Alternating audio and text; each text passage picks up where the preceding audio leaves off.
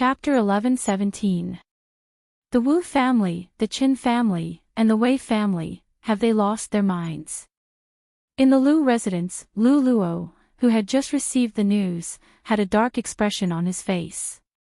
He was pacing in the hall and growling in a low voice. This time, he had mobilized the Lu family's resources and joined forces with the other major clans in Luzhou to cut off the Lin family's supply of goods, completely blocking the Lin family's escape route. The other party's shop and workshop in Luzhou had already been built.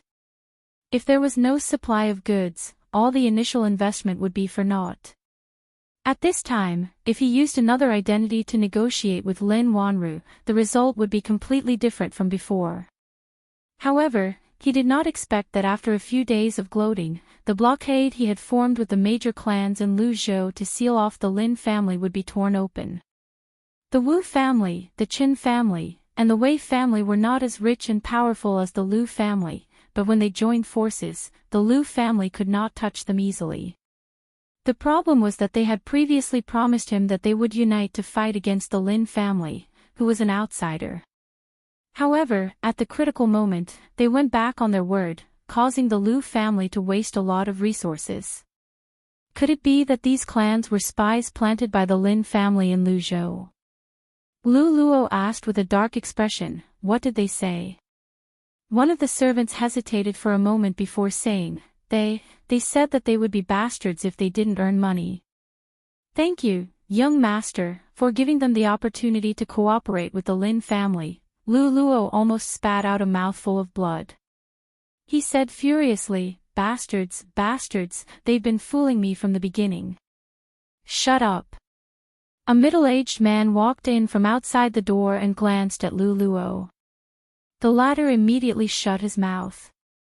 He could be arrogant in front of outsiders, but he did not dare to lose his composure in front of his father, the current master of the Lu family. I handed over the Lu family's business to you. Look at what you've done these days.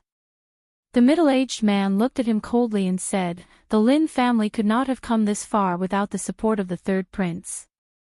If you go against the Lin family, you are going against the third prince. Are you going to take the blame or the Lu family? Father, Lu Luo opened his mouth but did not say anything. The middle-aged man paused for a moment before continuing, however, even though the third prince thinks highly of the Lin family, our Lu family is not one to be trifled with. If we were to lose like this, I'm afraid that the third prince will look down on us. Lu Luo was delighted to hear that and immediately said, Father, you are right. The Lu family is a century-old family. How can we lose to the Lin family?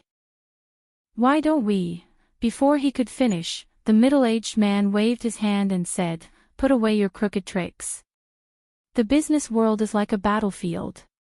Even if you want to win, you have to win fair and square. I want to see if the legend of the Lin family is really that capable, or if the rumors are exaggerated.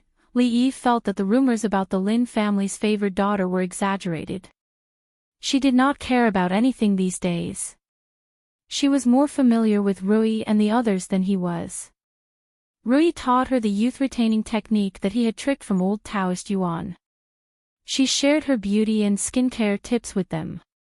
She was no different from those rich ladies in the capital city who had nothing to do. She did not look like a businesswoman at all. In the end, he had to do all the work himself. In the Li family, such a lazy steward would have long been fired and left to starve to death. This is so infuriating.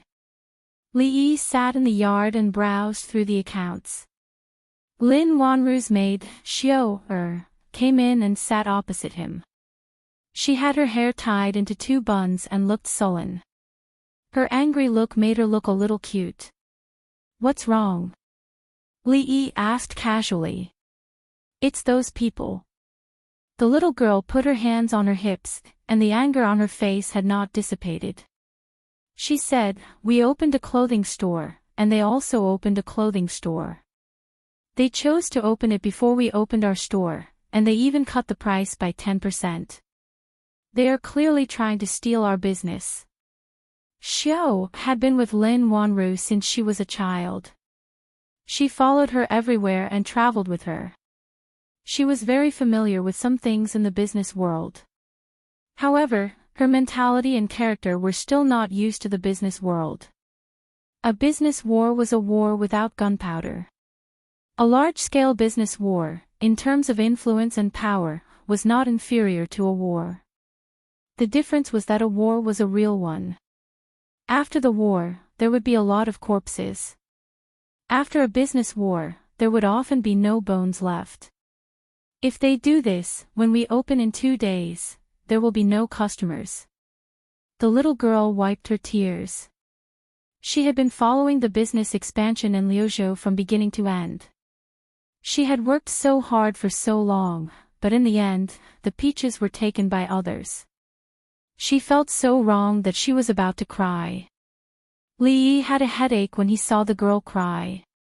He hurriedly said, "Don't cry, don't cry. It's just stealing customers. I will teach you a trick that can definitely steal all our customers." It's true. Xiao rubbed her eyes and looked at him with surprise. She trusted young Master Li very much. Sometimes, she even trusted him more than she trusted her own Mississippi. Because when her miss encountered something she could not decide, she would also listen to Li. "Don't worry about it." Li Yi put down the account book and said, "Let's talk about something else first. Xiao, how old were you with your miss?" Xiao thought for a moment and said, 9 years old. "How old was your miss at that time?" "I think, 14 years old. Then, when your miss was 14 years old, did she still wet the bed?"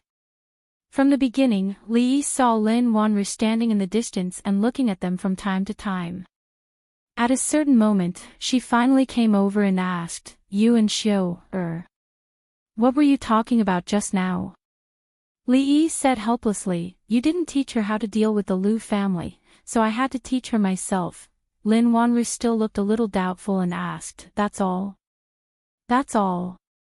Li Yi looked at her and said in surprise, "Xiao, was about to cry because of the Lu family's means. I just taught her how to deal with it. What else could I say besides that? I can't say that you still wet the bed occasionally after you were 10 years old, can I?" Lin Wanru was stunned, and then her face began to blush and blush. Generally, people would not wet the bed after they were 1 or 2 years old, but before she was 14 years old, this kind of shameful thing would happen occasionally. This embarrassment lasted until she was 14 years old and then disappeared completely. But after she was 5 years old, the only one who knew about this matter, besides her, was Xiao, who slept with her at that time.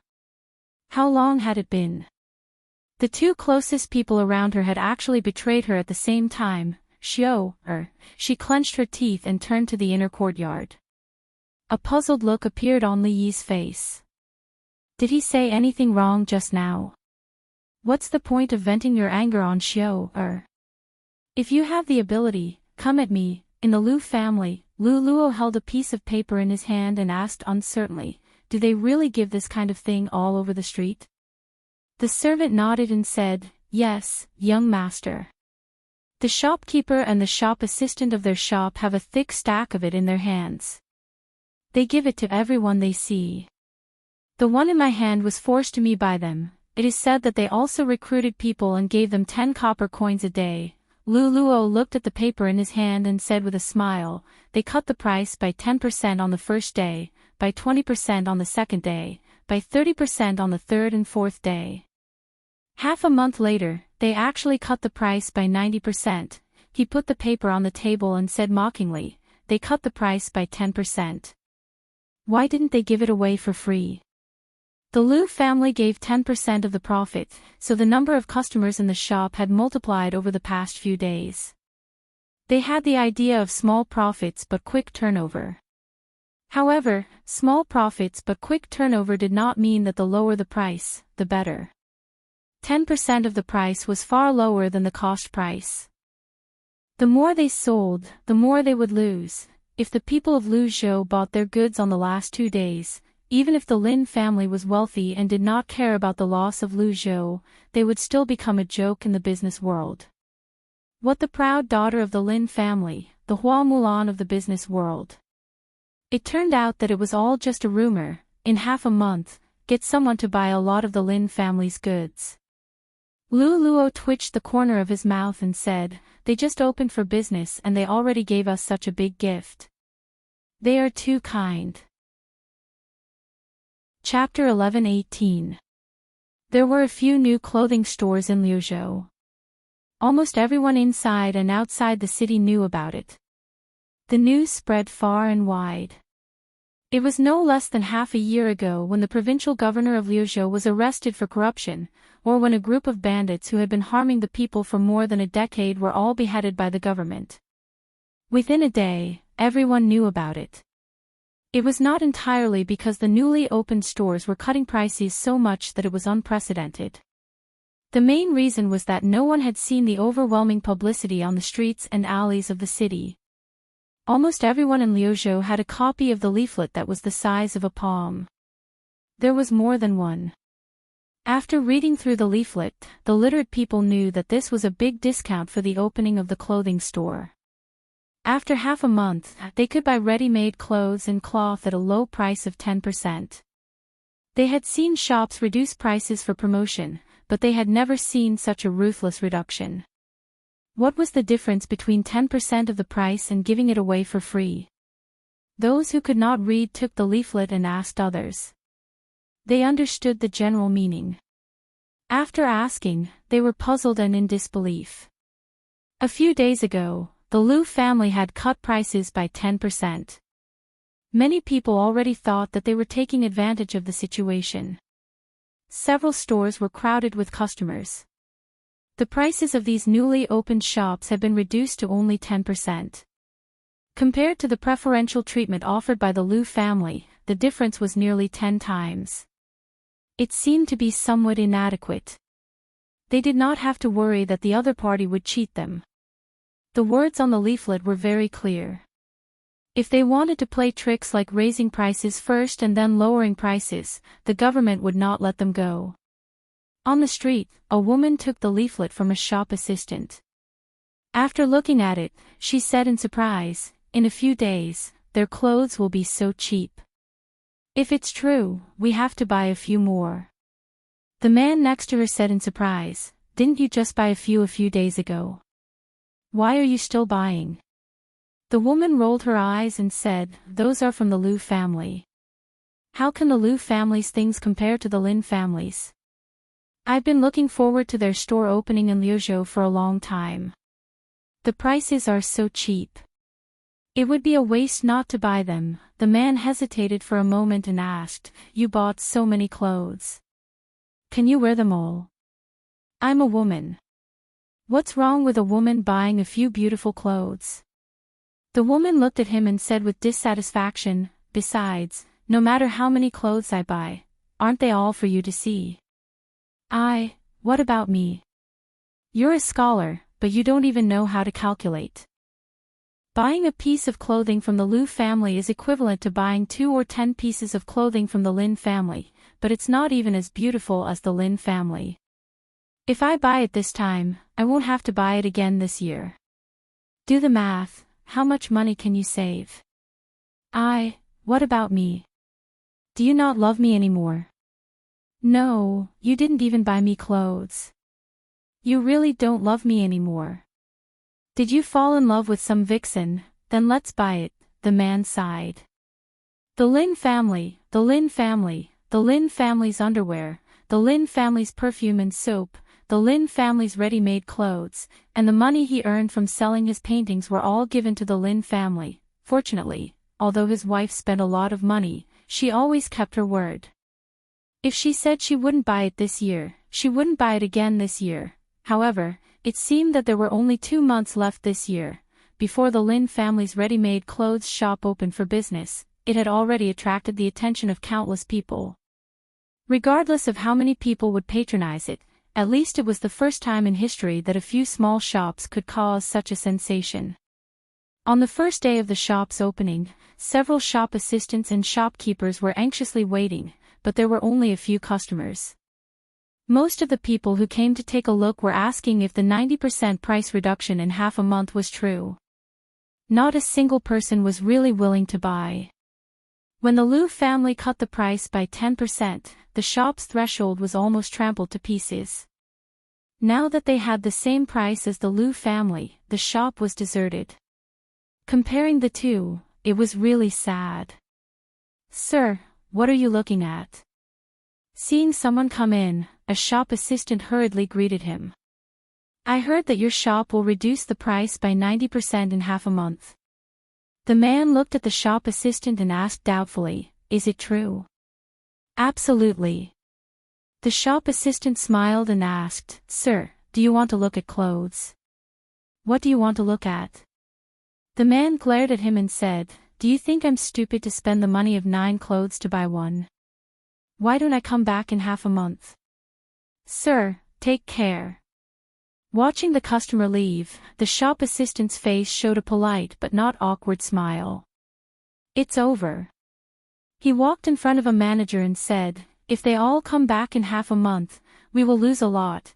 Although the manager was also extremely nervous, he still comforted him. "This is only the first day, you have to believe in Miss, the second day."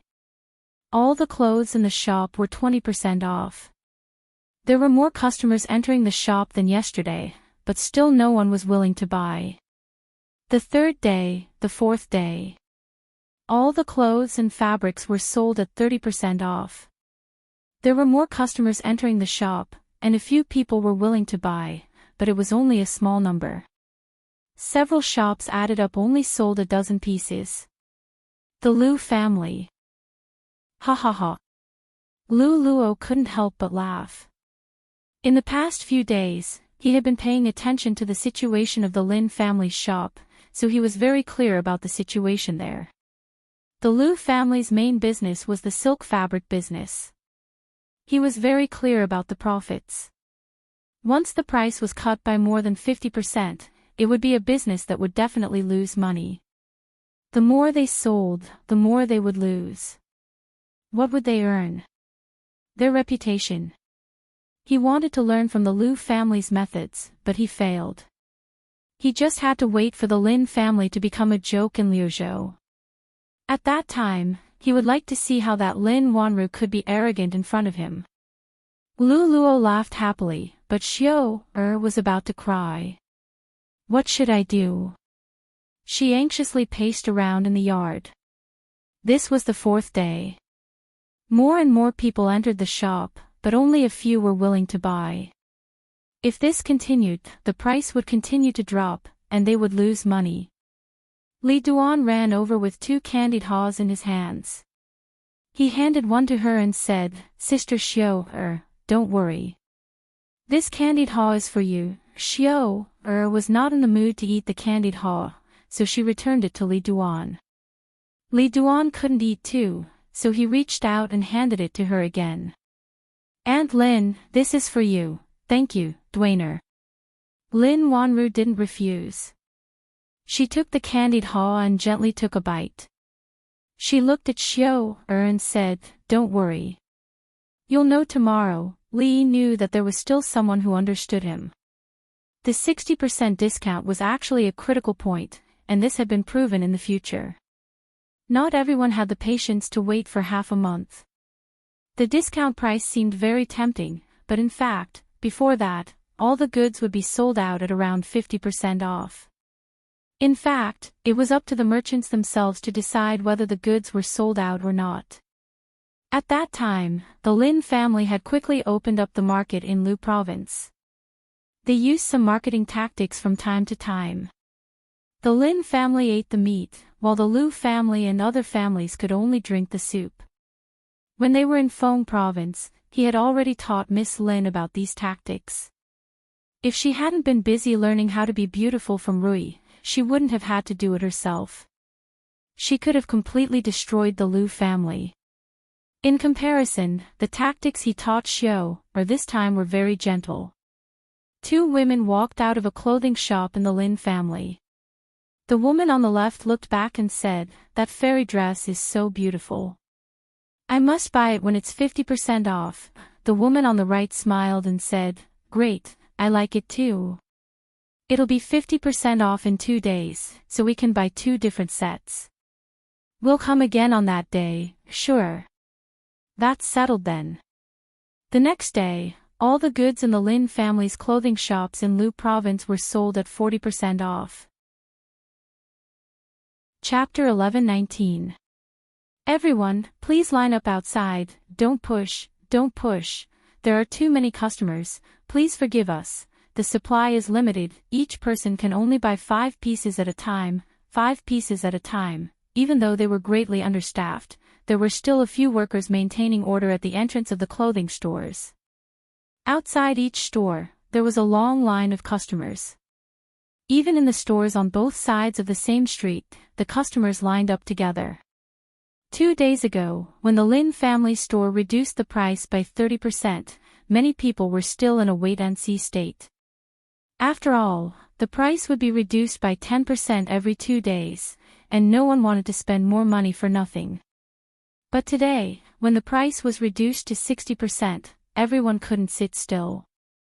Although after 10 days, they could buy the goods at the original price at 10% lower, the problem was, before that, what if the goods they liked were bought by others? 60% was already an unimaginably low price. If they were one step late, the goods in the store would be sold out, and what was the use of 10% lower price? This led to the prosperity of several stores today. Inside the shop, the smiles on the faces of all the employees and stewards never disappeared. The depression and worry of the past few days were swept away at this moment. If there were as many customers tomorrow as today, they wouldn't even have to wait for the day when the price would be reduced by 50%, and all their goods would be sold out tomorrow. This time, Xiao was in the mood to eat candied haws. She held a hawthorn and a fruit assortment in one hand, looked at her miss and said happily, "Miss, you are really clever. How did you know that the customers today couldn't help it?"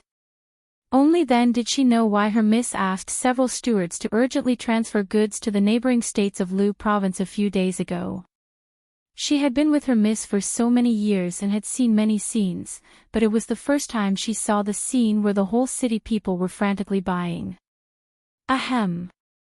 Li Yi coughed lightly. He was the one who told her this idea. How could it be her miss who was clever? Xiao took a bite of the assortment of candied haws, looked at Li Yi and said, "We are family, Li, don't be so stingy." If Li Yi was stingy, he wouldn't have used such a violent method to open up the market. Although they could still make a lot of money from the price reduction, their ready-made clothes were cheap and of good quality. They were very popular in both the Qi and Jing kingdoms. They were always in short supply and there had never been a time when they couldn't sell. This time, he was only making a name for himself in Liuzhou and giving a portion of the profits to the people. What he gained was long-term development. Later on, they would organize membership events, birthday events, and the like. Then, they would be able to gain a firm foothold in Liuzhou.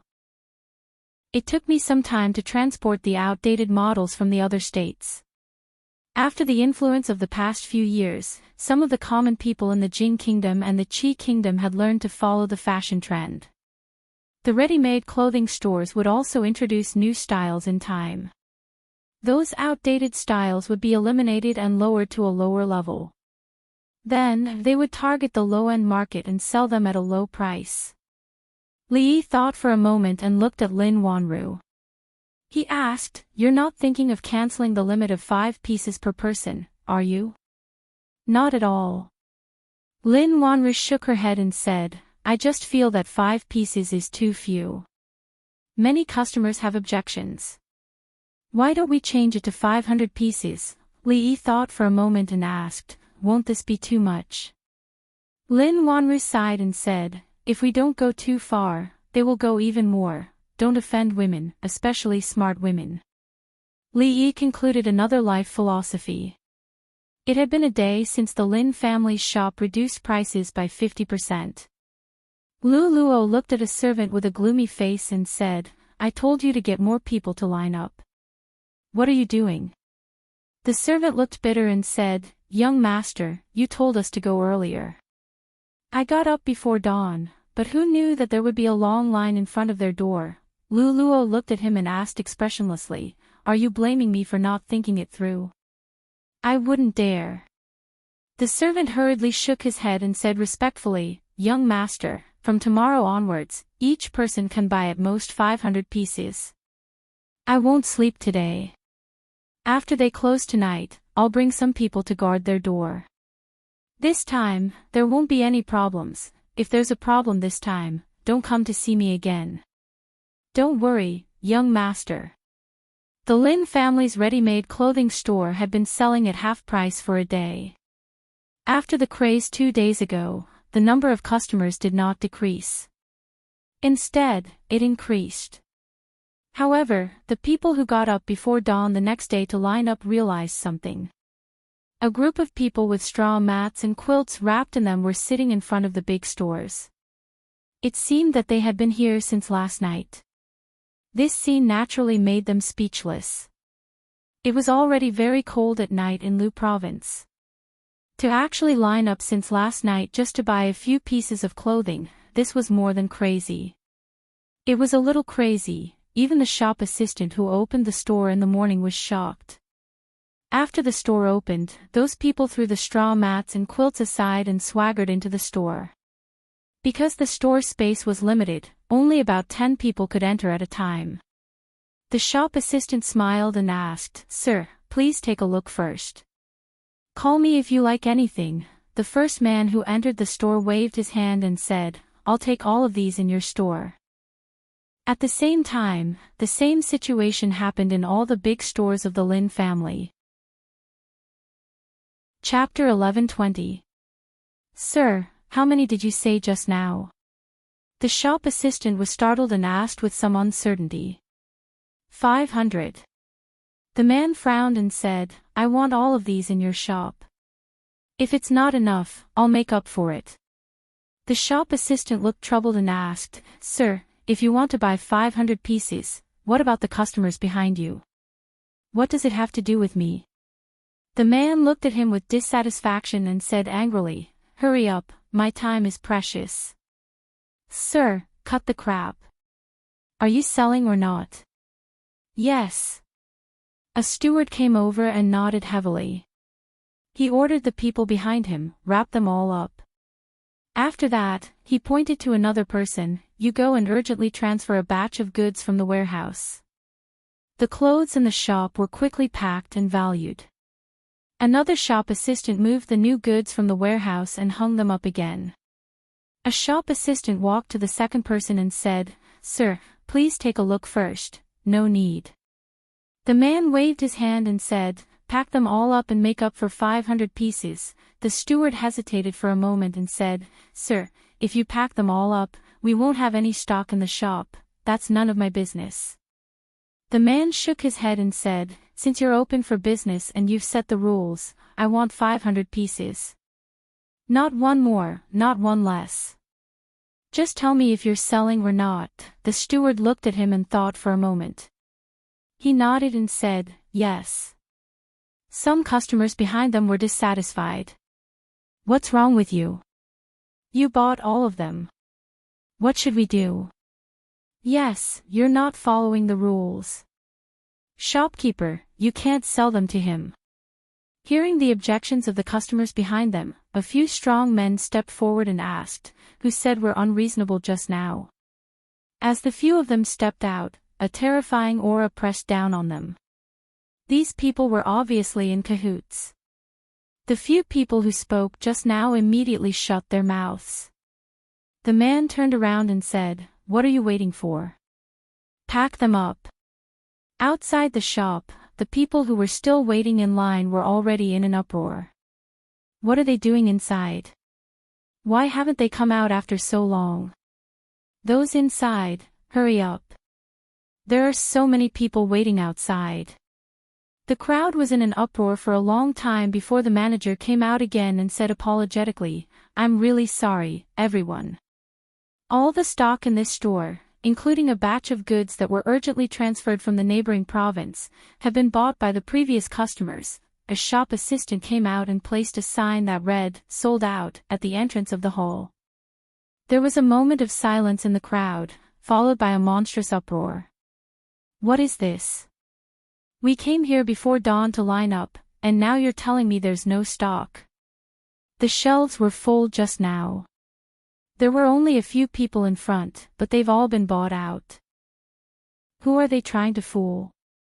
Amidst the excitement of the crowd, someone moved the huge box out and onto a carriage that had been prepared in advance. "I know that man. Isn't he a steward of the Liu family?" someone suddenly exclaimed. "That's impossible. The Liu family has their own clothing store. Why would they buy it here? What's impossible about that? If it were me, I'd do the same. Anyway, the things here are cheap. If we buy them and sell them at a higher price, we'll make a huge profit. The Liu family is so shameless." When did the Liu family stop being shameless? It was not difficult to guess the Liu clan's plan. The people who had woken up early to line up, only to be fooled in the end, felt indignant. However, due to the Liu clan's influence in Liuzhou, they did not dare to argue with them. They could only curse in their minds. Someone looked at the steward and complained, "Yesterday and a few days ago, we had 5 pieces per person. If 5 is too little, you could have changed it to 10. Now, the Liu family has taken all of them. What should we do now?" The steward comforted them and said, "Don't worry, everyone. Our store will release a new batch of ready-made clothing in the near future. By then, the price of the old clothes will be reduced by 60%. You're welcome to buy them." Although the crowd was still dissatisfied, they could only disperse after hearing the steward's explanation. Although they didn't manage to buy them today, they would be able to buy them at a slightly lower price in a few days, so their efforts wouldn't be in vain. They could only blame themselves for not coming earlier. Even if they had come 1 or 2 days earlier, they wouldn't have ended up like this. Of course, they also had to blame the black-hearted Liu family. In order to make money, they actually used such shameless means. Only a fool would buy clothes from the Liu family. However, the new ready-made clothing from the Lin family was worth looking forward to, the new ready-made clothing that hadn't been released yet, but Li Yi had already seen it. The style of the clothes was designed by him and Zui Mo together. After the first batch was produced, Rui, Zui Mo, Ruoqing, and Lin Wanru had personally tried them on. They were of various styles, which really made him feel addicted. Unfortunately, Rui didn't seem to be very interested in the new clothes. She usually wore plain clothes, which hadn't changed over the years. As expected, the Liu family really bought a lot of goods. However, what they didn't know was that those were all old and outdated goods. The sales of their ready-made clothes had always been very good. These outdated goods were temporarily put together by countless stores in several states. If it was in a big city like the capital or Qing and prefecture, people with a little bit of status would be laughed at if they went out wearing such outdated clothes. Those goods used to be sold at 20% or 30% off, but now they could be sold at 50% off. They had to thank the Liu family for dumping them all at once. This time, I have to thank the Lin family. Lu Luo had a victorious smile on his face. Although the development of things had deviated from what he had imagined, he still felt some sense of achievement in his heart to be able to make the Lin family suffer such a hidden loss. The head of the Liu family walked in from outside. Lu Luo smiled. "Father, don't call me father." The middle-aged man looked at him with a sullen face. The reputation and credibility that the Liu family has accumulated for hundreds of years were almost destroyed in your hands. This is all because of you. The smile on Lu Luo's face froze. What did I do? Tomorrow, reduce the price of those goods you robbed by 20% and sell them cheaply. This way, we can still save some of the reputation of the Liu family. The head of the Liu family looked at him with disappointment on his face. He waved his hand and said, "From today on, you don't have to worry about the business of the Lu family anymore." Lu Luo was shocked and anxious. "Father, why?" The head of the Lu family shook his head. "You are not suitable to do business. The one in the Lin family is much more powerful than you and I can imagine. No wonder the third prince is so protective of the Lin family." This time, he even personally sent a letter to the provincial governor, asking him to take care of the business of the Lin family in Lu province. The third prince personally wrote a letter. After a while, Lu Luo's face turned pale and he slumped on the chair. The Lin family, Lin Wanru. He clenched his fists and gritted his teeth so hard that they almost broke. After a while, he stood up slowly and said in a hoarse voice, "Come, Brother Fong, when are you free? Teach me a few moves." In a shop, Lin Yong sat next to Fong. After thinking for a long time, he finally spoke. On the surface, the Lu family didn't seem to be doing anything. However, in the past few days, there had been people coming to the shop to make trouble. It was probably their last resort. He knew that he had some skills. However, after interacting with Fong recently, he deeply realized how big the gap between them was. Before Fong could answer, the shop suddenly became quiet. Lin Yong turned around and saw several people walking in. The person in the lead was an extremely tall and muscular man. He and old Fong were already tall and muscular enough, but this person was actually a head taller than the two of them, and a size more muscular. If they were called big men, then this man could only be described as a giant. "Who is in charge here?" the giant man asked loudly as soon as he entered the shop. His voice was rough. Fong stepped forward and walked up to him, saying, "I am." Fong was very tall, but standing next to the giant man, he looked like a little bird. Of course, he was the bird. The giant man looked down at him and said, "You should pay a shelter fee for this month." Fong looked at him and asked, "Shelter fee?" "Yes." The giant man continued to look down at him and said, "All the shops on this street have to pay a shelter fee every month if they want to operate safely. This is the rule.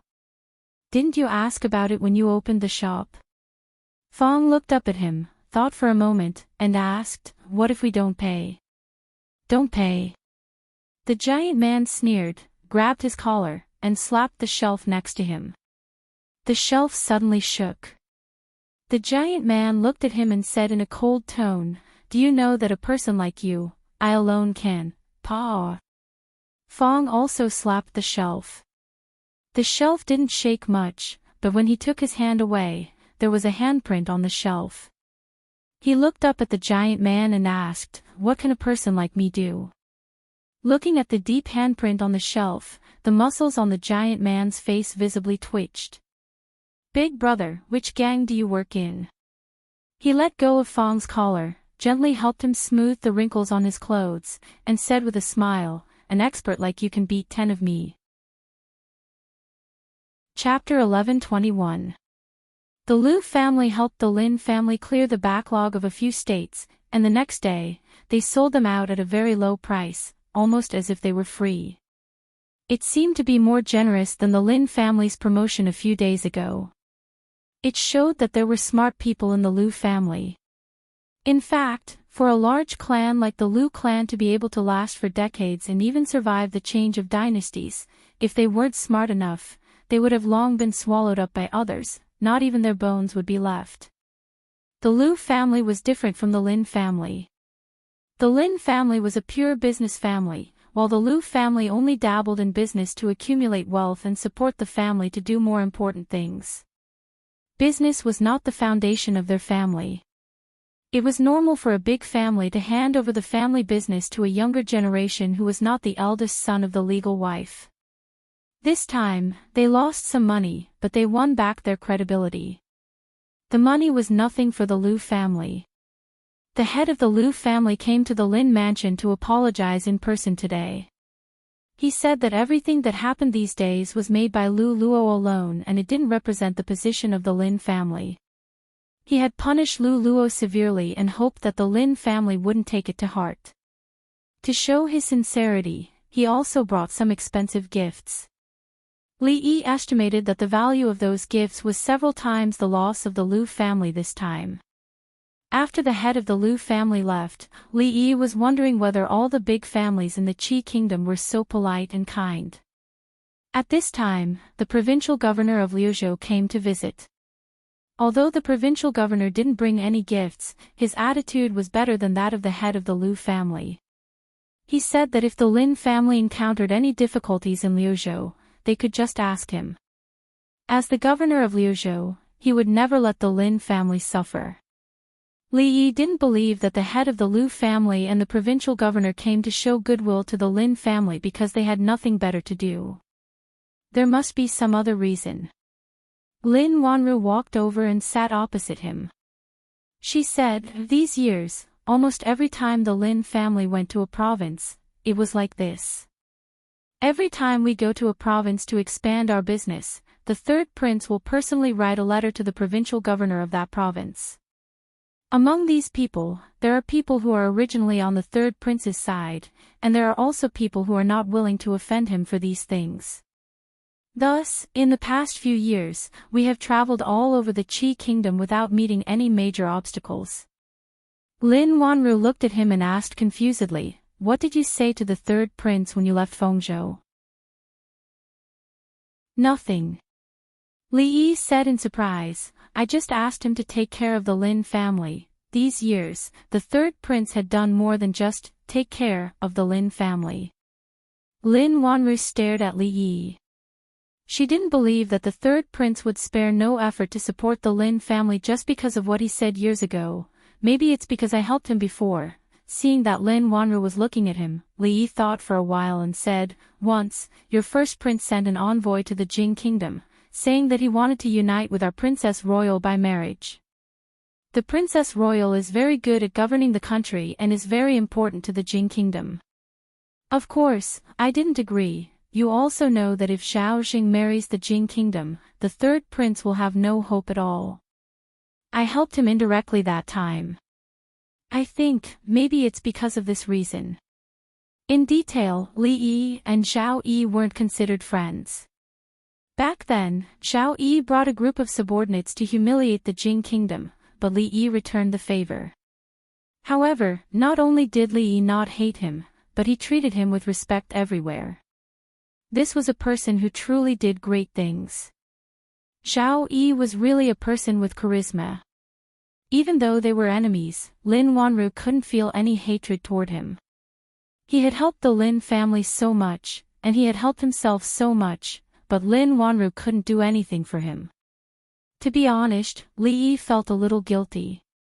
Lin Wanru thought about what he said just now and suddenly asked, "Princess Royal is not only important to the Jing kingdom, but also to you, ah?" Li Yi looked at him and was stunned for a moment. Then he said, "Yes, very important.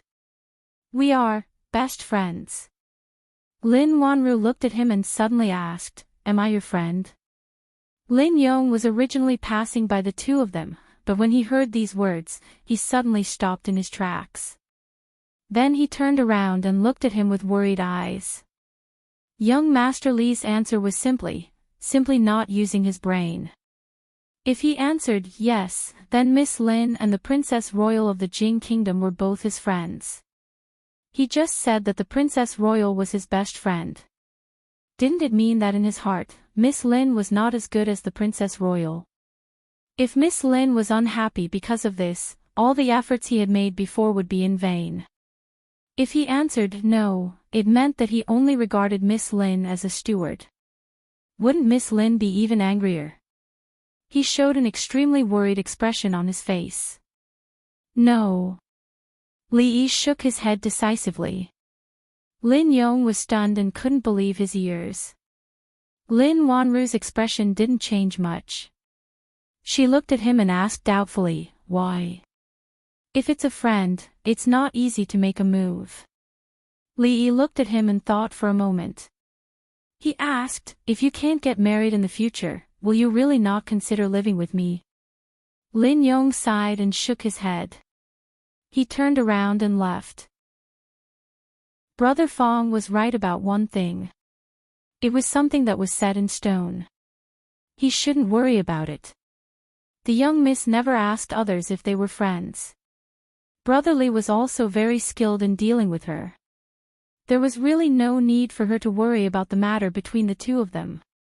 The only thing he was worried about was that although Lee said it in a joking tone, Miss Rui was standing behind him.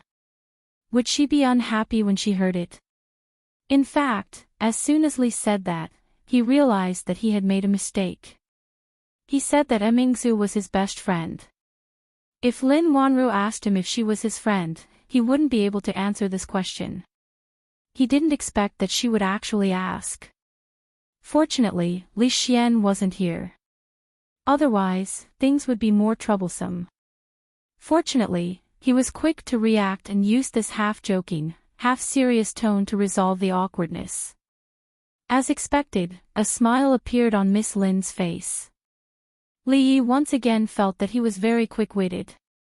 Lin Wanru looked behind Li Yi and smiled. Rui, Li Yi's expression froze. He only felt a chill on his back. There was no movement behind him for a long time. He finally breathed a sigh of relief. He thought that he was actually scared by such an old-fashioned trick.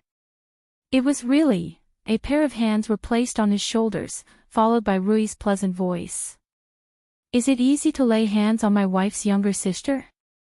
If I can't get married in the future, should I consider sleeping with you? It had been a long time since Li Yi had flipped a car. Since things had developed to this point, it was useless to be smart. He could only rely on his strong desire to survive. He stood up and walked in the direction of Lin Yong. He asked, "What did you want to discuss with me just now?" "Let's talk inside." "Nothing." Lin Yong looked at him and said, "I have something to discuss with Fong."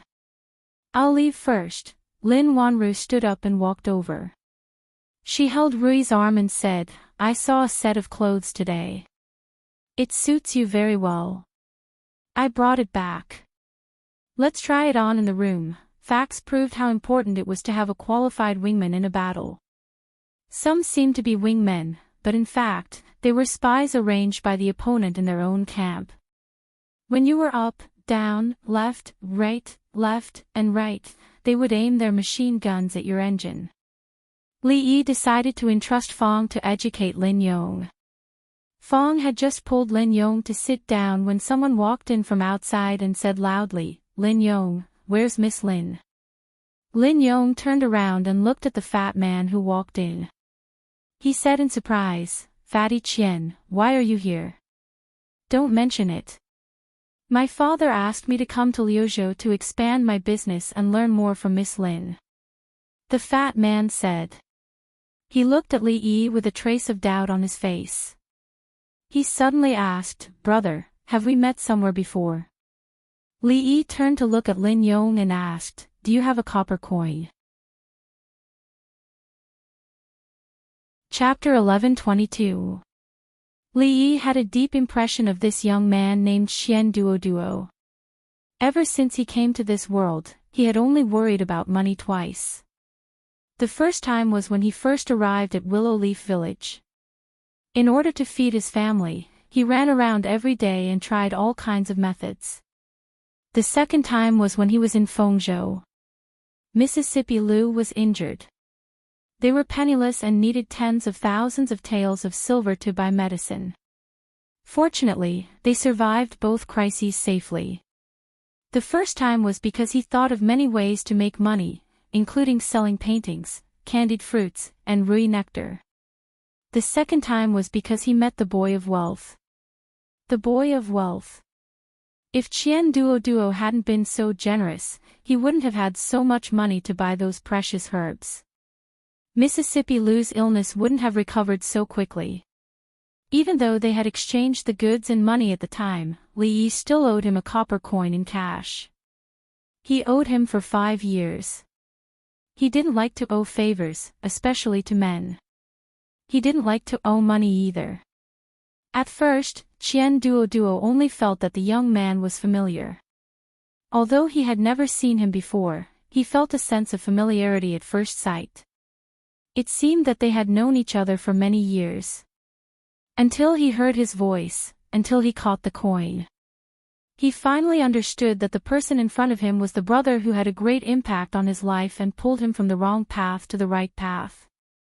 In this life, there were two people who had a great impact on him. The first was his father, who had given birth to him and raised him. He had taught him how to be a qualified businessman. The second was the brother in front of him. He had helped him regain his confidence when he was at the lowest point of his life. He had helped him find the direction of his life. From then on, he had stepped into a new world. He sat down opposite Li and looked at the copper coin in his hand. He thought for a moment and suddenly asked, "Brother, have you heard of the saying, 9 out and 13 back?" In a pawn shop, the pawn shop would only pay 9 taels for an item worth 10 taels. 3 months later, the pawnbroker would have to pay 13 taels to redeem the item, which was called 13 return. What Qian Duo meant was that when he owed them, it was 1 copper coin. 5 years later, it would be more than 1 copper coin. Li looked at him and asked, "Do you know what happens when a fatty falls from a building?" "Become what?" Qian Duo shook his head in confusion. "Damn fatty." After Li explained it to him, he looked at Qian Duo again and asked, "Have you heard of the 9 out and 13 returns?" Qian Duo shook his head. "Never heard of it."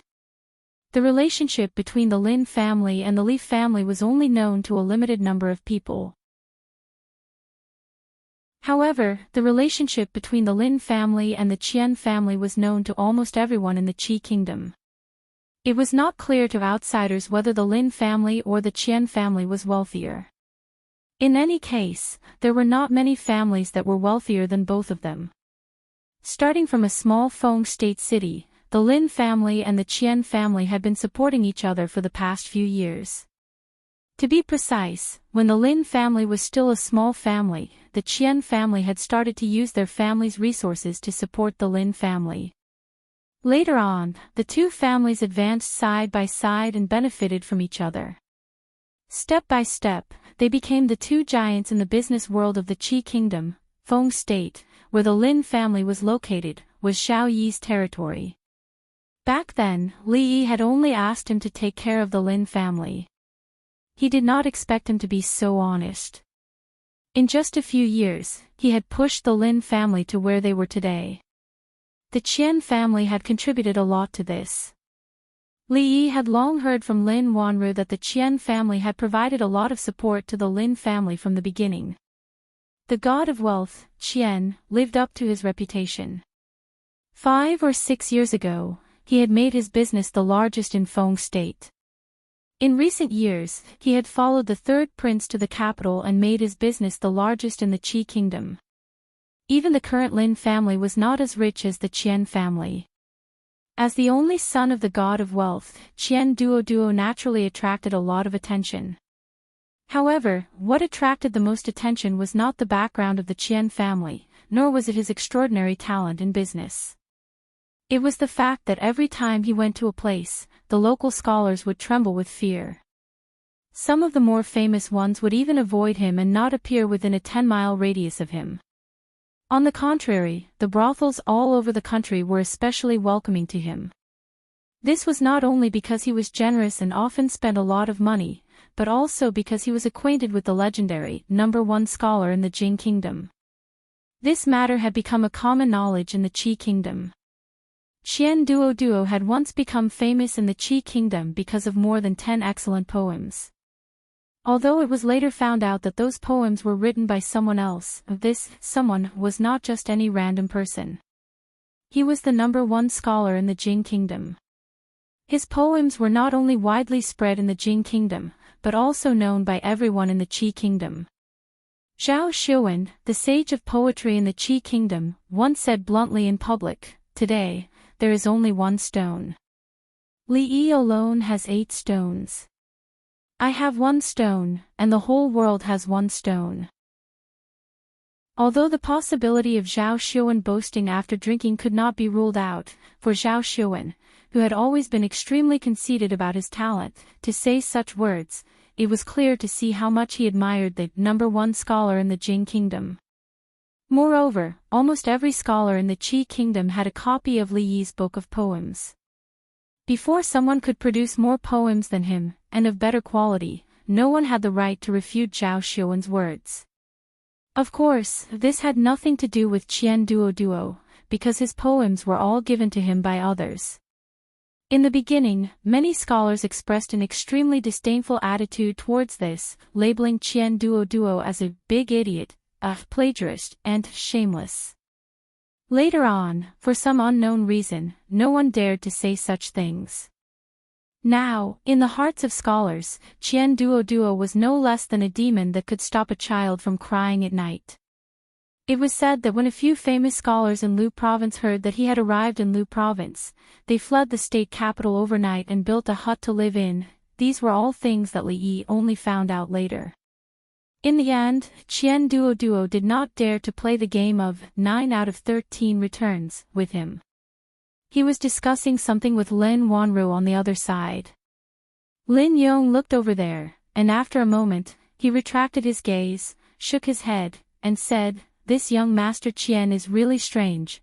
Fang also looked over there, and said in surprise, "What's strange? Other than being a little fat, what's strange about him?" "You don't know." Lin Yong looked at him, shook his head, and said, "At that time in Feng province, young Master Qian had always been the target of ridicule by scholars. Everyone looked down on him, and he could be said to be the joke of Feng province city. Later on, I don't know what happened, but when those scholars saw him, they were like mice seeing a cat. When they walked, they would hide. His entire personality seemed to have changed. In the past, he hated scholars the most, but now, wherever there was a poetry meeting, wherever there was a scholar, he would go. Generally speaking, a person's personality wasn't the same, but it wasn't without reason that it would change at will. Suffering a major setback, or encountering a major turning point in life, would lead to a sudden change in personality. Or, he met a life mentor, who pointed out the direction of his life, and lit a lamp to illuminate the road ahead. Li Yi did not know why Qian Duo's personality had changed like this, but looking at him now, it was much better than being bullied and swallowing his anger.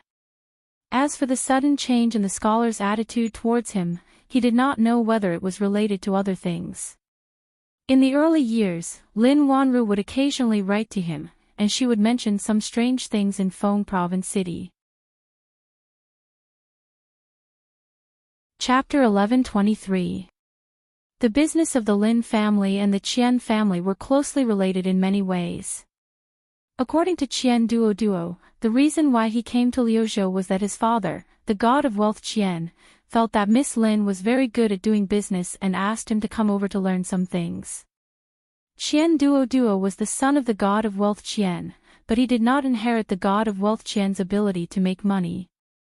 Instead, he figured out a lot of his ability to spend money. Moreover, he was a very strange person.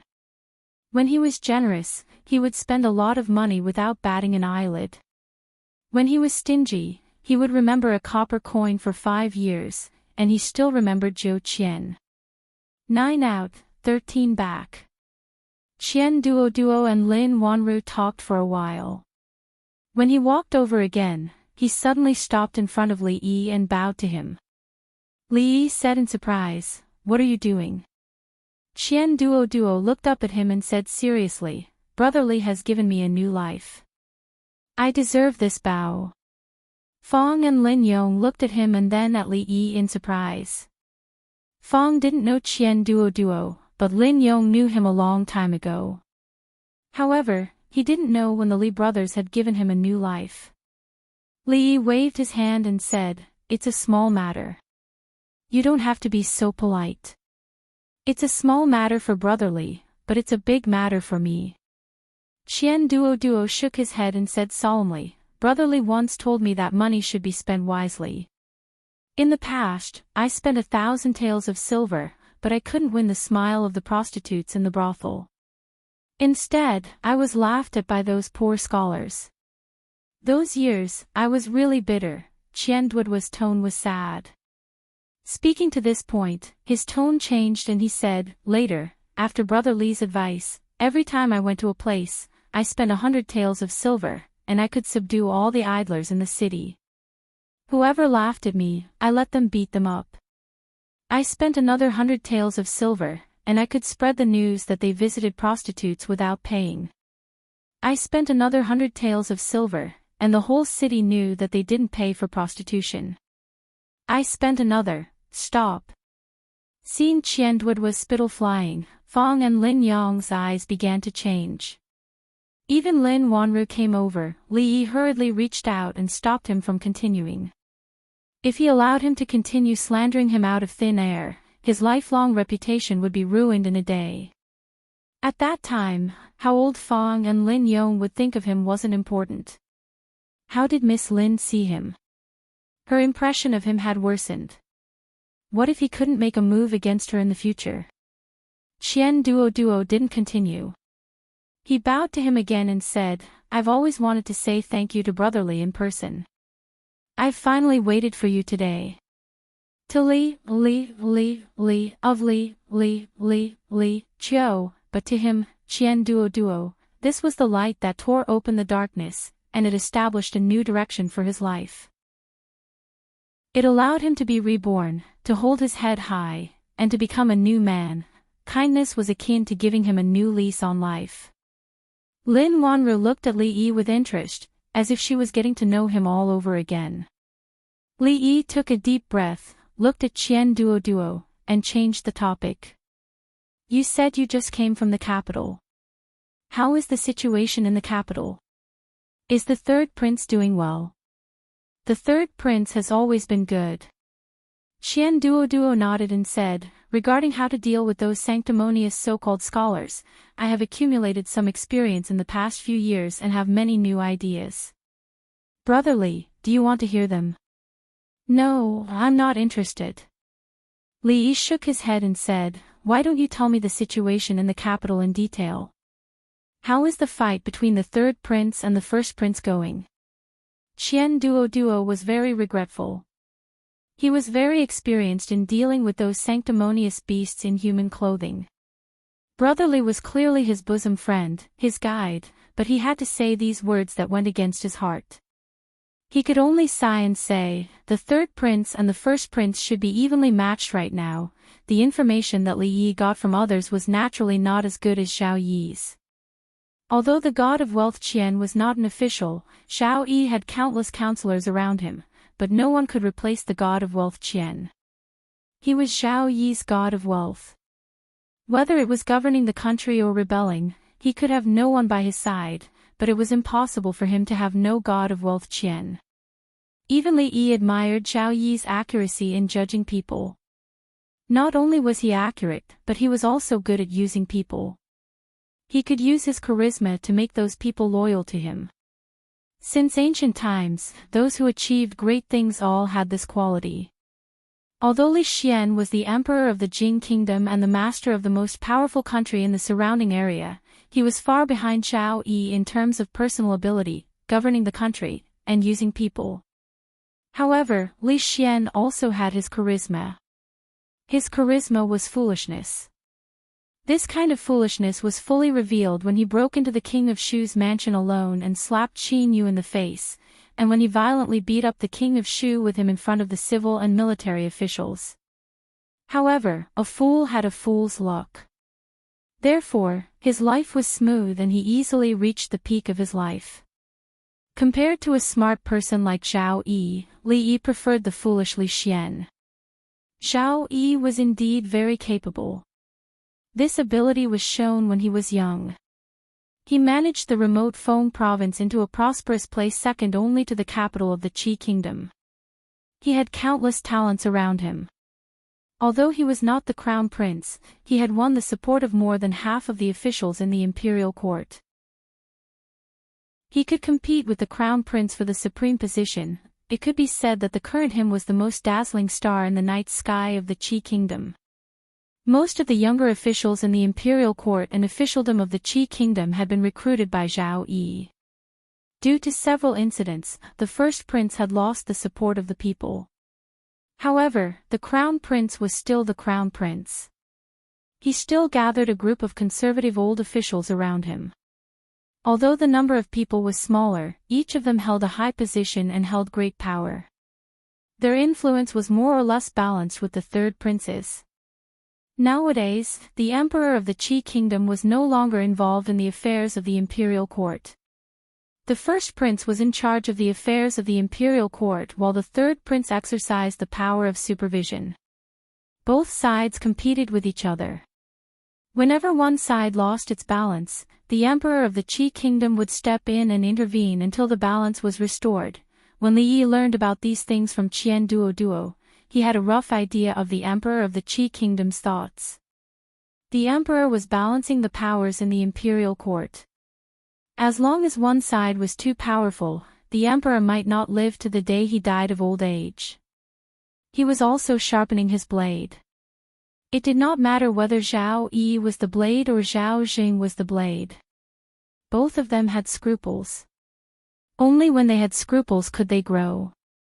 From the standpoint of the entire Qi kingdom, no matter who became the emperor in the end, their growth would be beneficial to the Qi kingdom. This was different from the former emperor. The former emperor would personally sweep away all obstacles for Li Xian, stabilizing the country and intimidating foreign enemies.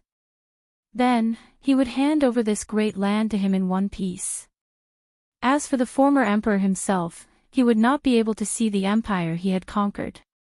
The emperor of the Qi kingdom was a successful emperor. So was the former emperor. Under his leadership, the power of the Jing kingdom had reached the pinnacle since the founding of the kingdom. The prosperous era under the rule of Li Xian was just a continuation of the previous prosperous era. However, unlike the emperor of the Qi kingdom, the former emperor was not only a good emperor, but also a good father. If things were really as Li Yi had predicted, the balanced situation in the Qi kingdom, barring any accidents, such as the sudden death of the emperor of the Qi kingdom, Zhao Yi's rebellion, or Zhao Zheng's rebellion, would still be maintained for a long time. At the side, Qian Duo turned to look at Lin Wanru and said, "Sister Wanru, please teach me a few more tricks to do business. Otherwise, if my father asks about it, I won't be able to answer to him." Lin Wanru smiled and pointed at Li Yi. She said, "You should ask your brother Li. He knows more than I do. He definitely won't let you down." Miss Lin had been spending all her time learning from Mississippi Lu recently on how to become a young fairy. Naturally, she had no time to teach Qian Duo. They were all friends. When a friend was in trouble, Qian Duo would be willing to sacrifice himself, much less stand up for him. Li Yi looked at Qian Duo and said, "In this world, there are actually many things that are common. Whether it's doing business, going to war, or fighting for the throne, there are many things in common that can be learned from. Let's take the third prince and the eldest prince's fight for the throne as an example." 2 hours later, Li Yi looked at him and said, "Conspiring and sowing discord. These methods can not only be used in the fight for the throne. In fact, with a little flexibility, they can also be used in the battle for business." Hearing this, Qian Duo was startled. He said, "The third prince and the eldest prince didn't use these methods in the fight for the throne." Li Yi was startled. He waved his hand and said, "They didn't use them, they didn't use them." Qian Duo nodded and said, "It's a pity. If they had used them, I would be able to answer to my father when I return." Li Yi looked at him for a long time. He sighed and said, Duo." Qian Duo raised his head and looked at him. "Let's not talk about doing business or fighting for the throne." Li Yi shook his head and said, "Tell me, what good methods do you have to deal with those sanctimonious beasts in human clothing?" Hearing this, Qian Duo immediately became excited. "Let me tell you."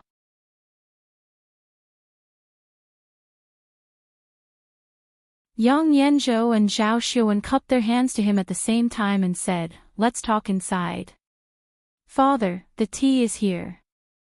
Qian Duo came over with a few cups of tea and turned to leave. Stop.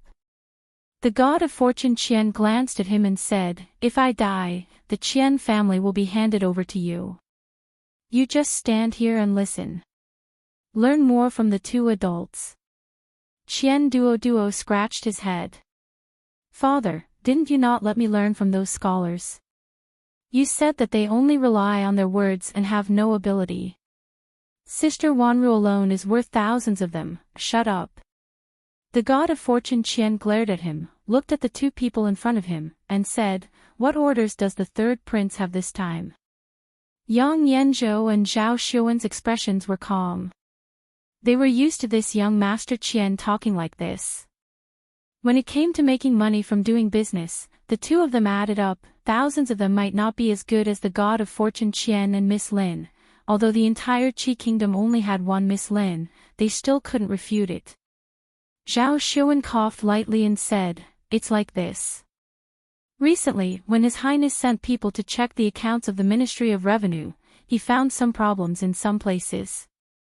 He suspected that the accounts of the Ministry of Revenue had been tampered with. However, the method of the person who made the accounts was really clever. His Highness sent people to check several times, but they didn't find any more clues. Yang Yanzhou continued, it's certain that there is a problem with the accounts of the Ministry of Revenue.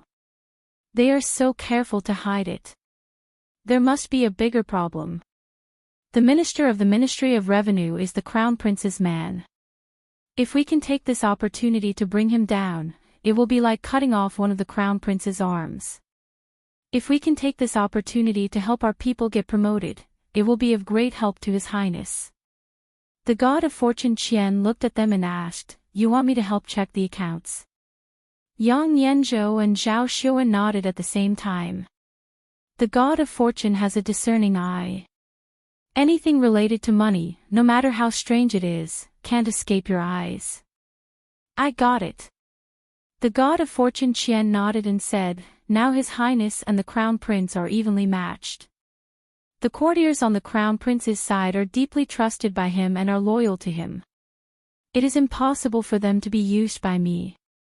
Every time one of them is removed, their power will be weakened. The position of the Minister of Revenue is special. If, as the god of fortune Qian spoke, he glanced at Qian Duo, who was next to him, tilted his head and curled his lips. He was still talking to himself. It seemed that he was quite disdainful of this.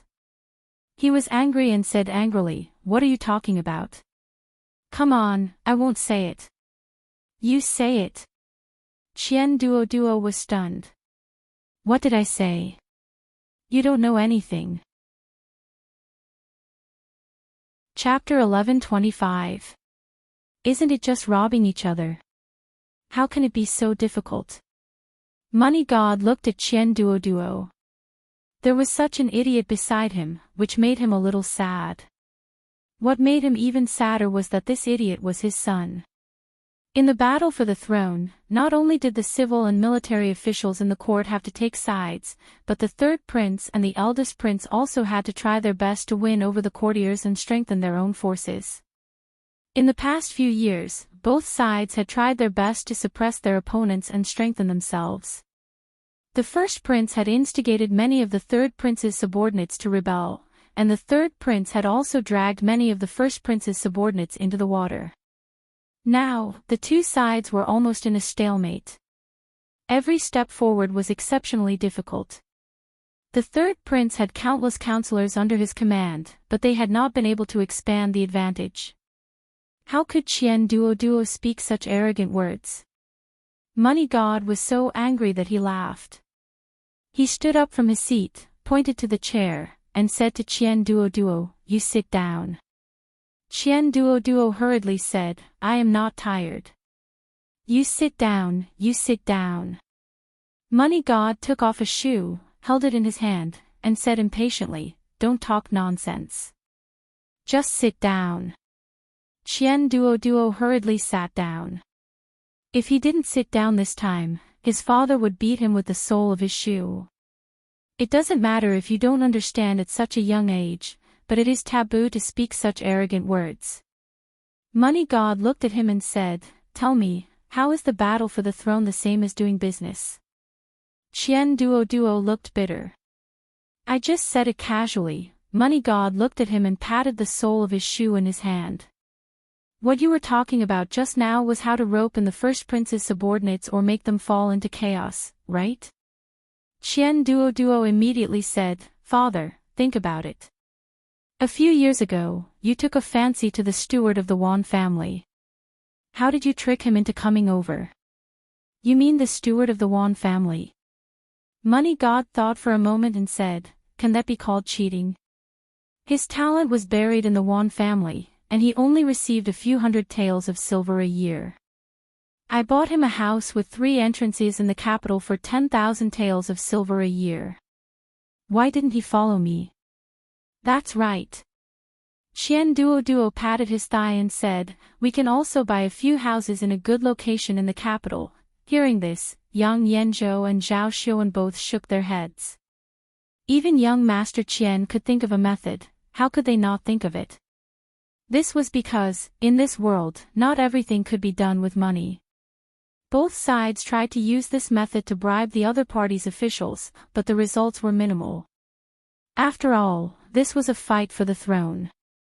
One wrong step could lead to a bottomless abyss. No one dared to bet the lives of their entire family on a house. "That's all you want to say?" Money God of Fortune slapped the soles of his shoes faster. He narrowed his eyes and asked, "What if they don't accept it?" "What do you mean?" Qian Duo looked at him in surprise and said, "I mean, the price of houses in the capital has been rising. If you buy it now, you definitely won't suffer a loss." Money God narrowed his eyes and said, "Do you think I don't know that houses in the capital will rise? What I mean is..."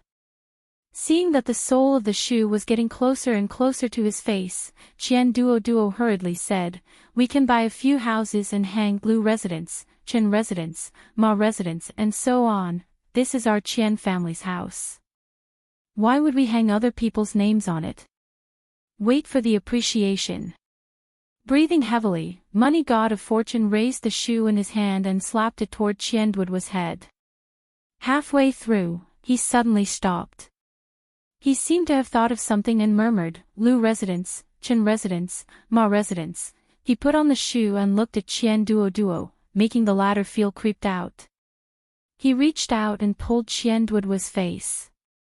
Qian Duo shivered and said, "Father, what are you doing? I want to see if you are my son." Money God of Fortune reached out and pulled his face, saying, "No mask. Are you bewitched?" Yang Yanzhou looked at him in confusion. Money God of Fortune moved another chair over, looked at Qian Duo, and said, "Tell me." They looked at Qian Duo again. "You scholars, how can you be so stubborn?" Qian Duo frowned, looked at him, and said, "Did you send someone to bribe the great prince's people?" There was nothing to deny, so Yang Yanzhou nodded. Qian Duo asked, "Did you succeed?" "Failed." "Why did you fail?" "They didn't accept it." "If they don't accept it, you won't give it to them?" Qian Duo looked at the two with disappointment and asked, "Where is your sincerity?" Yang Yanzhou, Zhao Xiuan, let me say it. If these two died of anger in the Qian manner, he couldn't explain it to the third prince. Money God of Fortune waved his hand and said, "What Duo means is that our Qian family will pay to buy a few mansions in the capital and hang the names of the great prince's officials. It doesn't matter if they accept it or not, they will give it to us." Sowing discord. Yang Yanzhou frowned and said, "Will the great prince believe such groundless things?" Qian Duo thought about it, looked at him, and said, "Lord Yang, yesterday I accidentally saw Madame Yang and a strange man kissing in a small forest outside the city. Pah."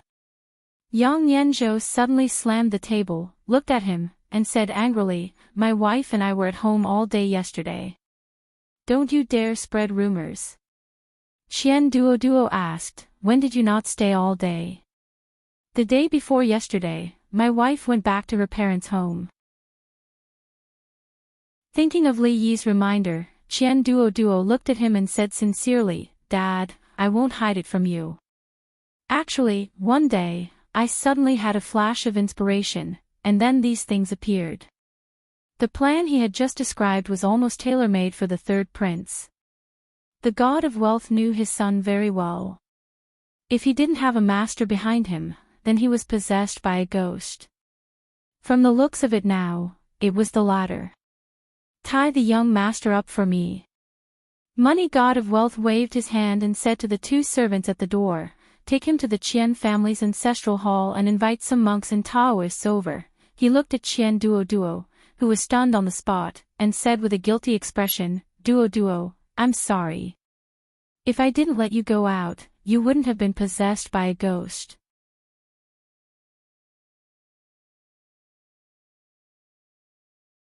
What he was worried about was that during the new year, several imperial censors from the censorate would come to his manor to drink tea every few days. They practically treated the Chui manor as their second yamen. Although the Ministry of Revenue was the most profitable yamen in the imperial court, everything had to have evidence. He could not be guarded against like a thief just because he was in charge of the Ministry of Revenue. These days, he had to eat fewer dishes at home because he was afraid that the imperial censors would see him and say that he, Chui Jiang, was extravagant and had embezzled money from the national treasury for personal use. It was impossible to reason with these imperial censors. If he did not let them in, it would be like he had a guilty conscience. It was very likely that they would bring the imperial guards with them next time. Let them in.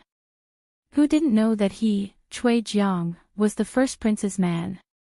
The imperial censorate was practically the third prince's backyard. People who didn't know better would think that he, Chui Jiang, had betrayed the first prince and was in cahoots with these people. Fortunately, the first imperial prince's eyes were like torches. Not only did he not blame him, but he also sent a generous gift, which made Chui Jiang feel relieved. On this day, Chui Jiang was drinking tea in the manor when a housekeeper walked in. He looked at him and said, "Sir, those imperial censors are here again." Chui Jiang had not even finished drinking his tea when he spat it all out. Was there an end to it? Was there an end to it? Chui Jiang stood up angrily. With a face full of anger, he strode out of the room. As he walked out, the anger on his face melted like ice. He cupped his hands to the people in front of him and said, "Sirs, have you had breakfast? Do you want to eat together?" One of them cupped his hands to him and said, "Sir Chui is too polite. This time, we have come to discuss something with Sir Chui." Chui Jiang smiled and said, "Sirs, please come in and discuss in detail." The few people walked into the hall. One of the imperial censors looked outside and said, "Bring them in." A few servants immediately brought in 2 large boxes and placed them on the ground, making a heavy sound. They wiped the sweat from their foreheads and let out a long sigh before bowing and saying their goodbyes. Chui Jiang revealed a puzzled expression and asked, "This is?" The imperial censor looked at him and said, "Sir Chui is a smart person. This official will not beat around the bush.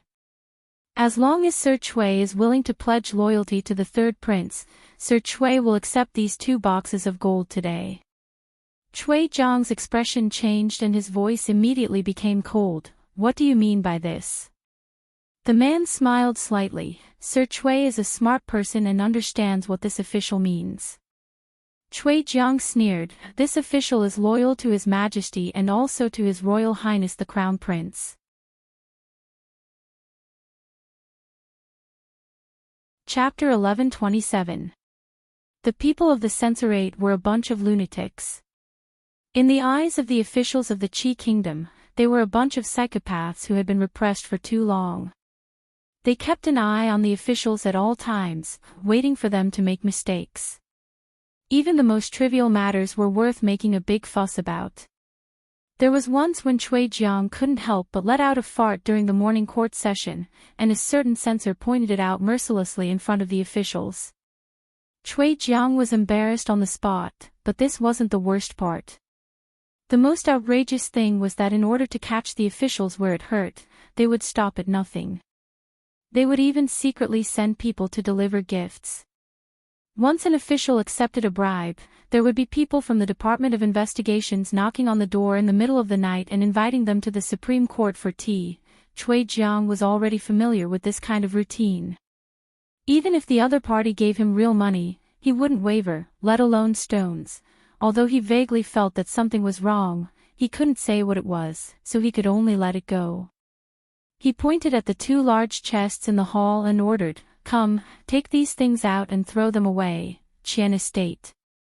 Yang Yanzhou looked at Qian Duoduo and asked, "What did you have those censors give to official Cui?" "Stones," Qian Duoduo replied.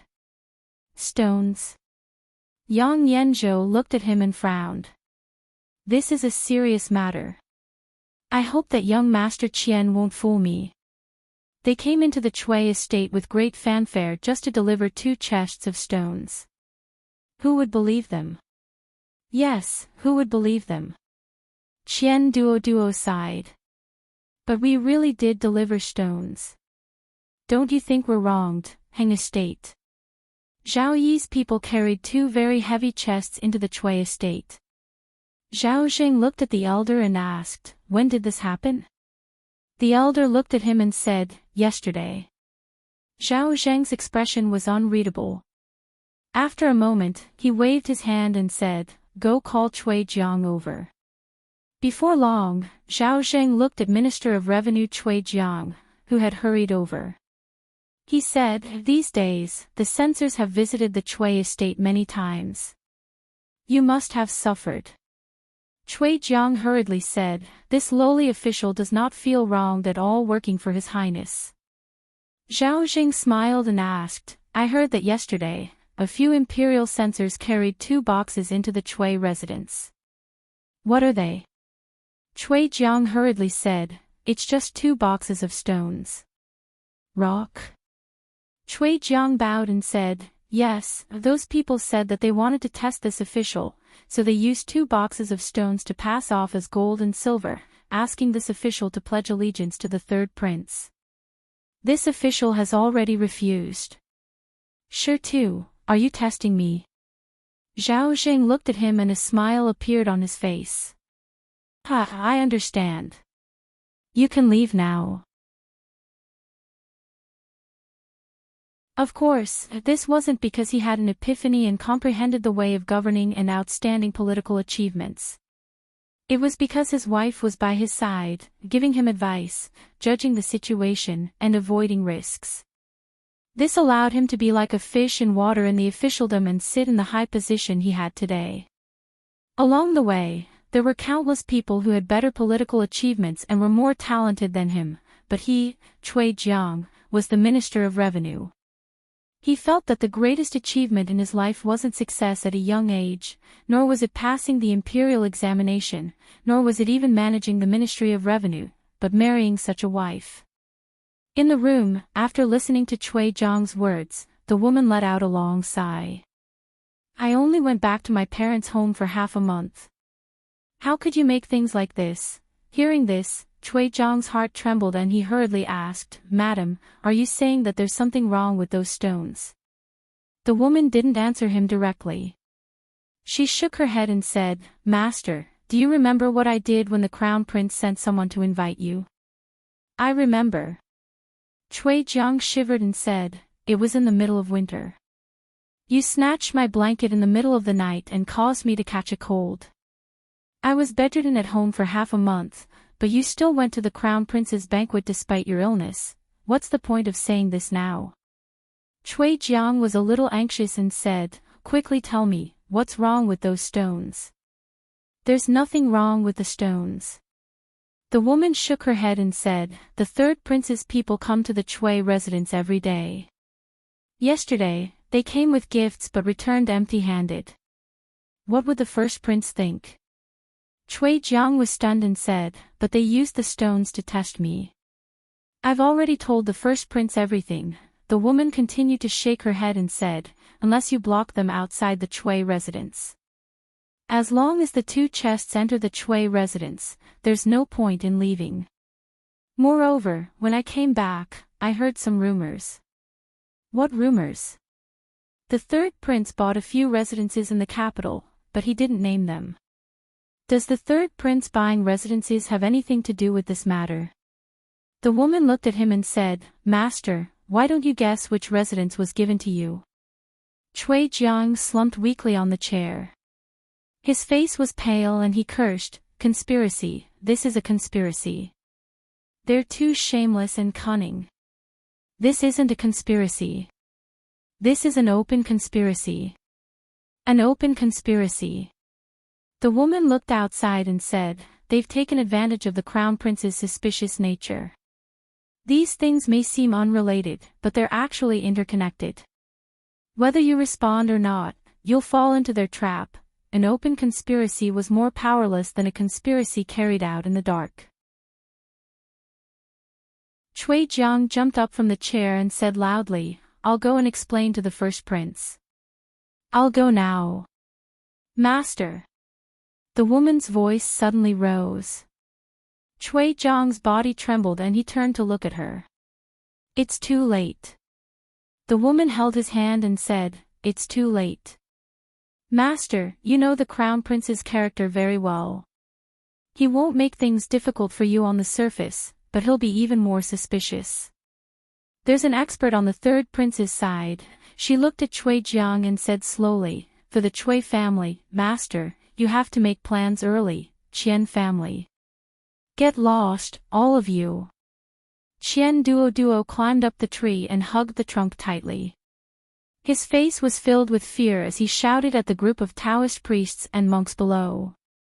At this moment, he was already above the roof. It was hard to imagine that a fat man could climb so high. Under the tree, a monk in red held a wooden fish and chanted the name of Buddha. With a sorrowful expression, he said, Amitabha. Humans and ghosts are different. If you're willing to let young Master Qian go, I'll chant sutras for you with all the monks in the temple for 3 days and help you reach paradise. A Taoist priest in green held a horsetail whisk and said coldly, Evil creature, leave quickly. If you dare to harm the human world again, don't blame me for enforcing justice on behalf of heaven and destroying your soul. Under the eaves, a woman looked at the god of fortune Qian. She hesitated for a moment and said, Master, don't you think it's too much to punish Duo like this? The god of fortune Qian snorted and said, I'm trying to wake him up. Now that he's grown up, he even dares to deceive his father. With his little cultivation, if he's not careful, he'll be eaten up by others. Chapter 11:28. Qian Duo came down from the tree and sat on the ground, panting. The monks and Taoist priests had left. Just now, they had been arguing about who had driven away the ghost on their bodies. In the end, they fought and were carried to the clinic. Only then did he have a chance to catch his breath. Money God came over, squatted down beside him, and said, Do you feel better? Much better. Qian Duo leaned against the tree and pretended to be very weak, creating the illusion that the ghost had disappeared from his body. He didn't need to pretend. He was already very weak. He was almost exhausted after climbing such a high tree. Money God looked at him and asked, Do you know why I did that? Qian Duo nodded and quickly shook his head. Money God patted his leg and said, Sometimes, people can't be too smart. Those who are too strong are easy to break, and those who are good at softness are not defeated. I don't ask you to be too smart. I just want you to live a stable life. When you die, don't ruin the family business of the Qian family. Qian Kaishan looked at him and asked, Dad asked you to go to Liuzhou to learn how to do business from Miss Lin. Look at you. What kind of messy things have you learned? Qian Duo nodded and said, Dad, I understand. I won't talk nonsense anymore. You're enlightened. I'm very happy that you can help me with ideas. Money God nodded with relief and said, I just found out that the Minister of the Ministry of Revenue, Cui Jiang, has a large amount of silver flowing to unknown places. If it is brought up in the morning meeting tomorrow, it will be enough to make him lose his official hat, cut off one of the crown prince's arms, and eliminate this great enemy for the third prince. What do you think of this? Qian Duo shook his head and said, Dad, I can't see anything. Money God waved his hand and said, It's okay. Say what you want. There are no outsiders here. Qian Duo thought about it and looked around again. Then, he looked at the God of Fortune and said seriously, Father, I don't think this is a good idea. The Minister of Revenue is such a high position. If he is demoted, who knows who will replace him? What if it is the great prince's people who will be replaced? Then all our previous efforts will be in vain. Money God of Fortune nodded and asked, So what do you think we should do? A mysterious smile appeared on Qian Duo's face as he said, If we can reduce Cui Jiang's guilt and let him still sit in that position, but he can be used by us, that would naturally be the best result. Money God of Fortune pondered for a moment and nodded, This is a good plan. He looked at Qian Duo again and said, Duo, I heard that the Taoist priest of Qingyang Taoist Temple has inherited the teachings of Lao Jun, and the abbot of Xingshan Temple is the reincarnation of Luohan. I feel that the evil spirits in your body have not been completely removed, so I plan to invite them to take a look at you tomorrow. Qian Duo's face instantly turned pale. He looked at him and said with a trembling voice, Dad, didn't you just say? The money God sighed, patted him on the shoulder, and said, Duo, you have to remember, in this world, don't trust anyone except yourself. In the court of the Qi kingdom, since His Majesty fell ill, the first prince took over the government, and the third prince supervised the country. The situation in the court began to change and become unpredictable. The two parties tried their best all the time to reduce the power of the other party in the court and strengthen their own side. Today, there was another imperial censor who reported that the accounts of the Ministry of Revenue were in disorder, and several funds were unclear. In the court, several imperial censors jointly impeached the Minister of the Ministry of Revenue, Cui Jiang, in front of all the officials. Fortunately, the impeachment was not for corruption or taking bribes, but for neglect of duty at most, and the punishment was only a year's salary forfeiture. In fact, for the officials of the court above the third level, as long as they were not involved in a big case, they would usually be punished with salary forfeiture or reprimand. To the surprise of the officials, the crown prince showed a businesslike attitude towards this matter from beginning to end, which was completely different from the previous situation where he tried his best to defend others. The minister of the Ministry of Revenue had a high status and was in charge of the money and grain of the country. He was one of the first prince's most important henchmen, and if something happened to him, the crown prince would lose an arm. His disregard for Cui Jiang today was completely illogical.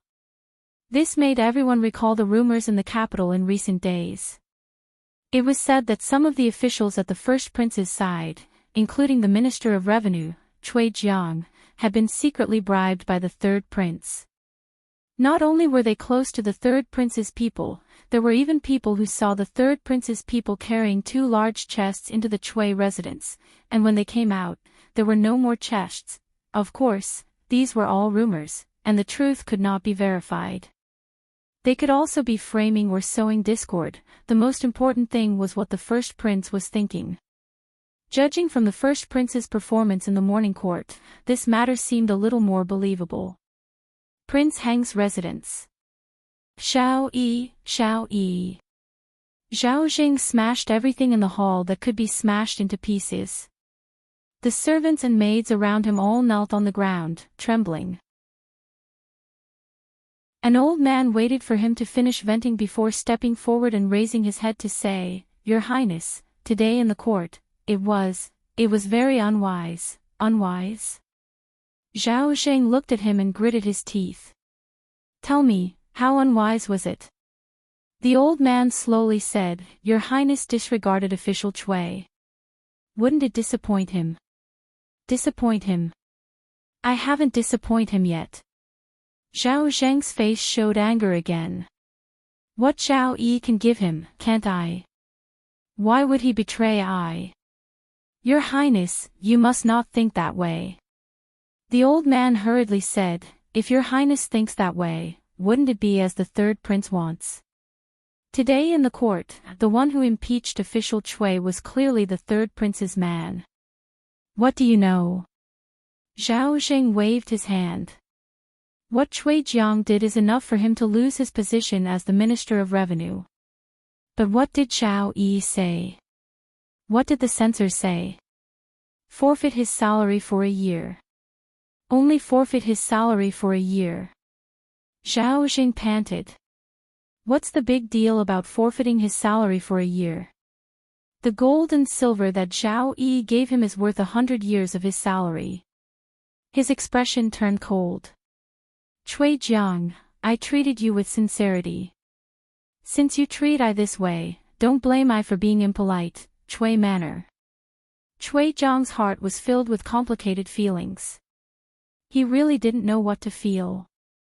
He knew that the censors had let him off in the court today. Otherwise, what he had done for the first prince was enough to make him lose his position as the Minister of Revenue. This was something to be happy about. However, the first prince's inaction towards him made him feel very uncertain. Beside him, the woman sighed. Before today, the first prince only had suspicions about Master. After today, I'm afraid he has no doubts. Chui Jiang turned around to look at his wife. He said anxiously, then what should we do? They have already forced me into a dead end. Chui Jiang was in despair and felt wronged. He clearly hadn't done anything. The third prince had only bought a manor and sent a few censors to cause trouble at his house. Yet, he had already lost the first prince's trust. Damn it, he was even more wrong than Do Yi. It's not that Master doesn't have a dead end. The woman shook her head and said, from the very beginning, someone pointed out a bright path for you, Qian Manor. Yang Yanzhou had just walked in. He looked at the god of fortune with a smile and said, Brother god of fortune, Chui Jiang has surrendered to his highness. Before he finished speaking, he looked at a corner of the room with a slightly surprised expression. Beside the table, Qian Duo looked at the bowl of black talisman water in front of him and shook his head. I don't want to drink it. I don't want to drink it, Liu Zhou. Li Yi had just coaxed Li Mu to sleep. He gently placed her on the bed and covered her with a blanket. He then walked out of the room. Just now, he suddenly realized something. The reason why the Qi kingdom had its current stability was because of the balance of power between the crown prince and the third prince. The Taoist nun was standing behind the first prince. She was glaring at the first prince. He didn't know what her motive was, but the balance at the moment should be what they wanted to see. If this balance was broken, what would happen? He didn't know.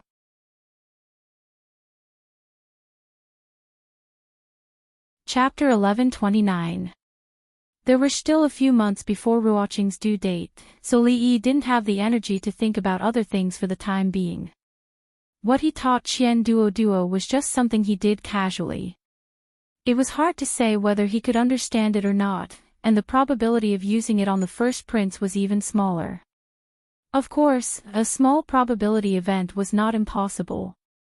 If Qian Duo had really been enlightened or had been possessed by a ghost, he would have resorted to both overt and overt schemes, forcefully breaking the balance of power between the first prince and the third prince.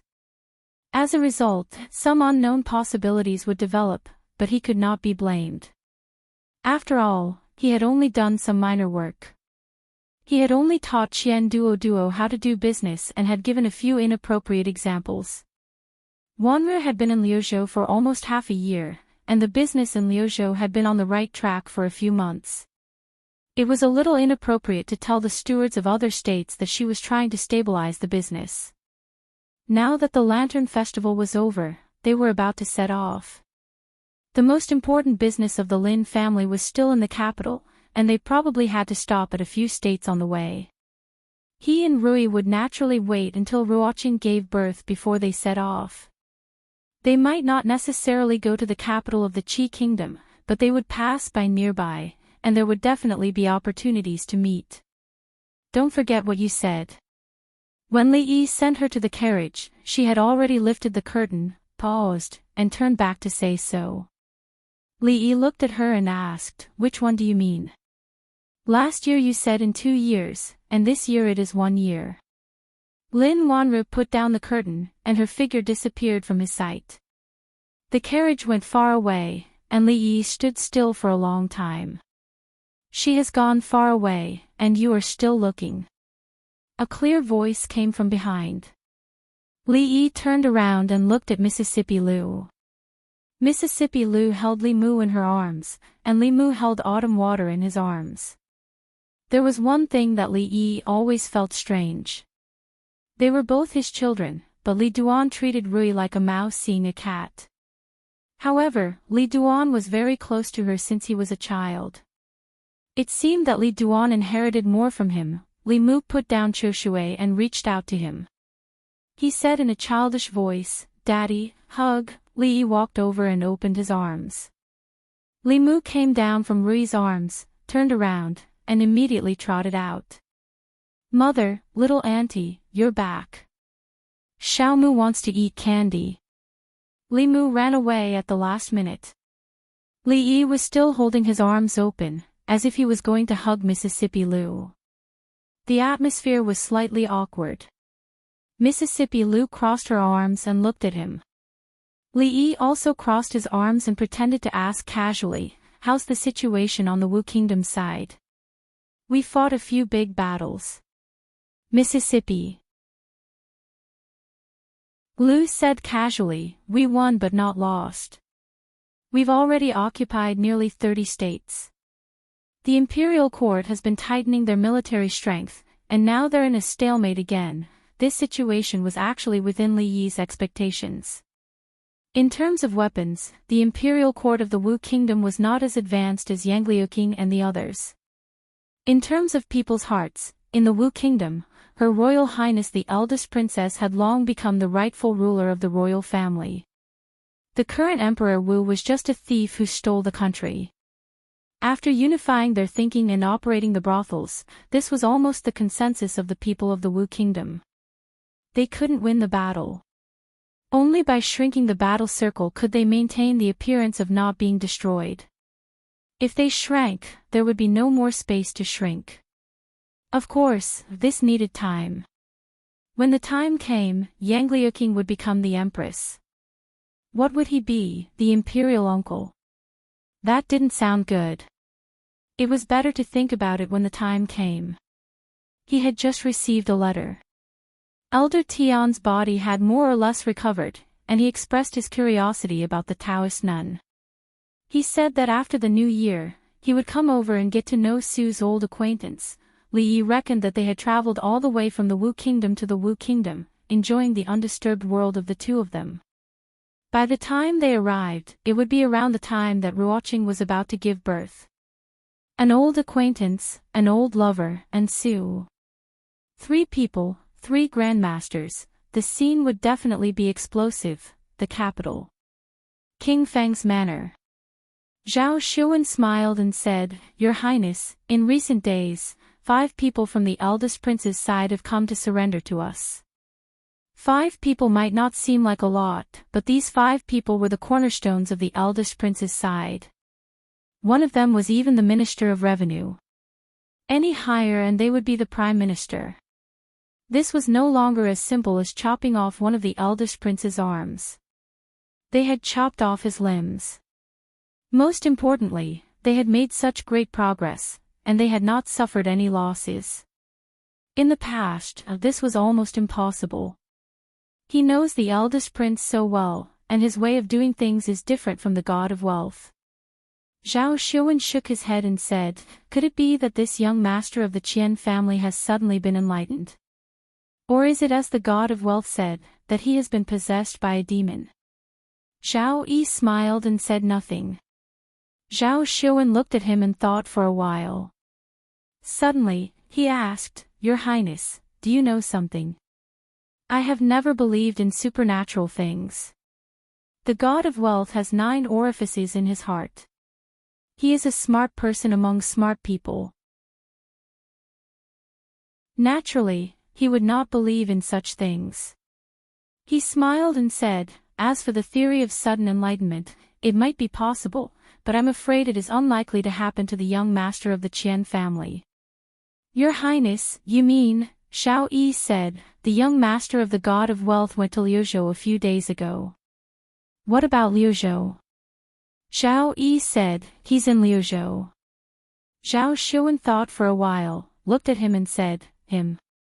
"Your Highness, why don't you just say it?" Zhao Yi smiled and said, "In the faraway Liuzhou, he can control the situation in the capital. Who else can do this besides him?" "Your Highness, you mean that someone has arranged all this in advance before Qian Duo returned to the capital?" Zhao Xuan's face showed disbelief and said, "How is this possible? The situation in the capital is so complicated. One wrong step can lead to a different result. Who can do this? Come with me to the Qian family, and you will know who it is."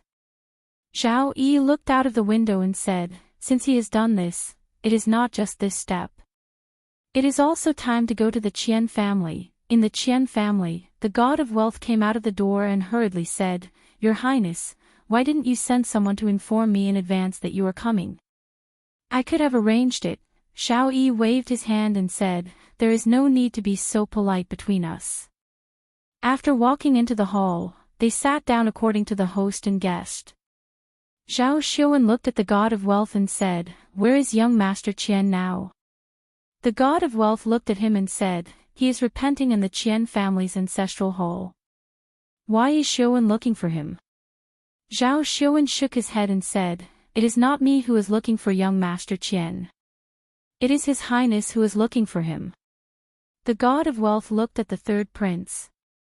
After getting confirmation from his eyes, he said to the servants around him, "Go and bring the young master here."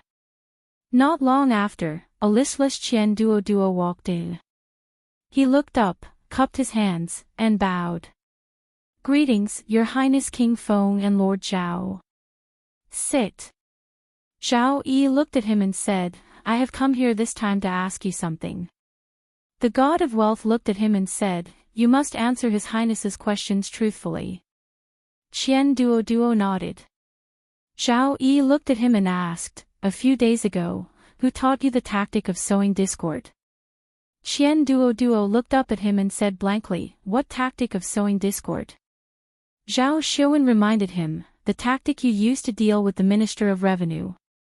"I don't know about the tactic of sowing discord, and I don't know the Minister of Revenue."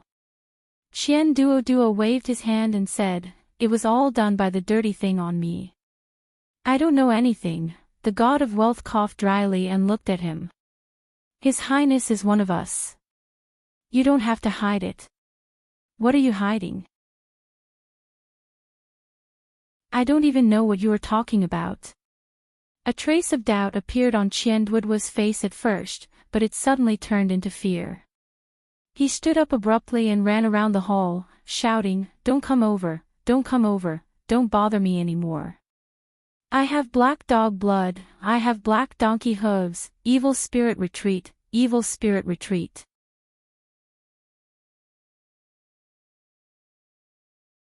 Chapter 1130. Evil Spirit, Retreat. Evil Spirit, Retreat. Qian Duo was talking nonsense in the hall, waving his hands and feet as if he had gone crazy.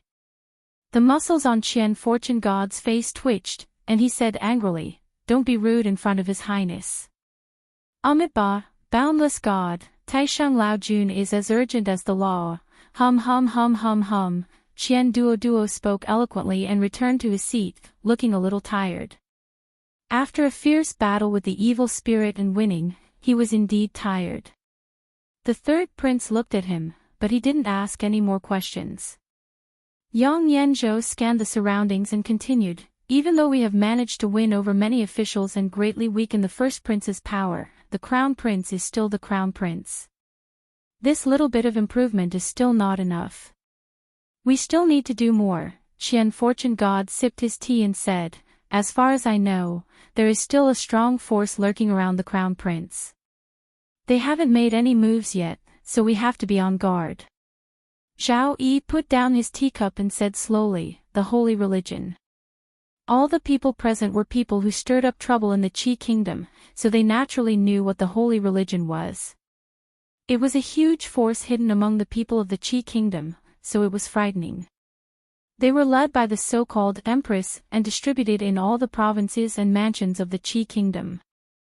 They even infiltrated the government offices and the imperial court.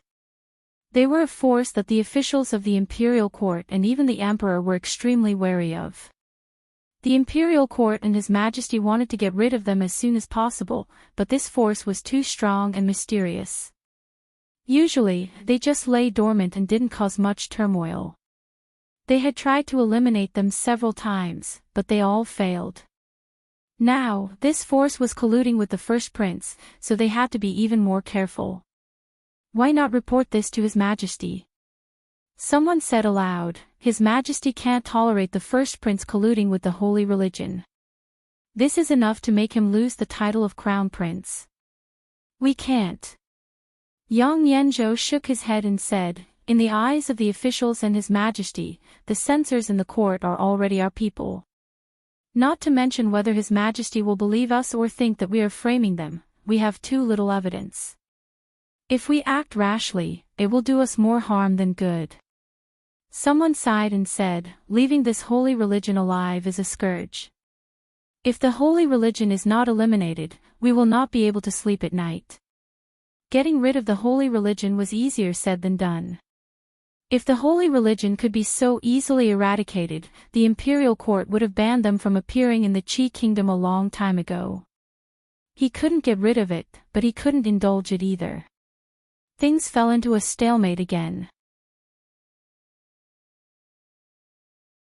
One day ago, dozens of holy religion rebels broke into the county government and robbed all the money and food. Although there were no casualties in the county government, Huizhou was part of the Jiangyi region. It was the first time in decades that someone dared to rebel in the Jiangyi region. Although this was a small matter, the impact was too serious. The court was in chaos because of this. Even the emperor, who had been ill for a long time, was alarmed by this matter. He personally came to the court and ordered the great prince to personally supervise this matter and not make any mistakes. The Saint Church was different from the other rebels.